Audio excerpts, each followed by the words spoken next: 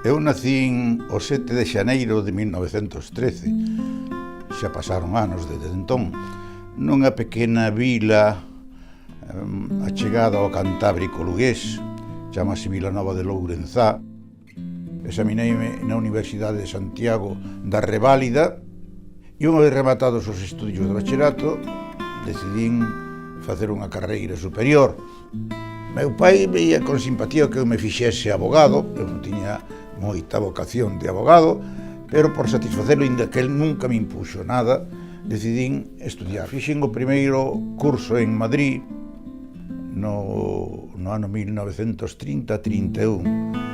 Asistín ali a todos os preludios da proclamación da República, vivín intensamente aquel ambiente desde o ámbito universitario. Despois de proclamada a República, na época de verán, volvín de novo ao meu pobo, a miña vila.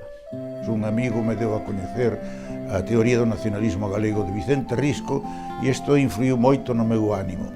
Ao chegar a Vilanova de Lourenzá, pois decidín festexar o 25 de xulio, o Día de Galicia. Lanzamos un manifesto recordatorio. Eu intervín por primeira vez en público desde o balcón do Concello en onde izamos a bandeira galega e intervín activamente nas loitas universitarias.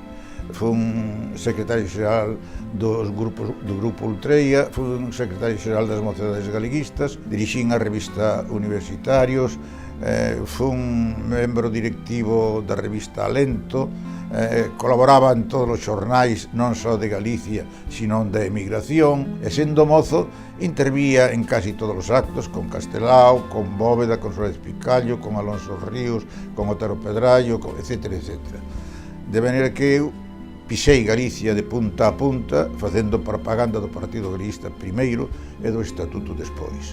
E ao rematar a guerra reintegreime a Santiago, pero dixéronme que ali non estaba seguro e decidín virme a Vigo. As vivencias daquela época non se poden transmitir, pero eran vivencias moi duras, a vida non valía nada. En realidade, o Partido Galeguista seguiu funcionando hasta que os acontecimentos exteriores comenzaron a desanimar a xente. E pouco a pouco foi esmorecendo, sin que ninguén disolvese o partido de moito máis, senón que a xente foi se metendo nas súas casas, decepcionados, escépticos, e o partido desapareceu. Entón pensamos en facer un labor cultural para concienciar o país dos seus valores, da súa personalidade, da súa lingua, etc.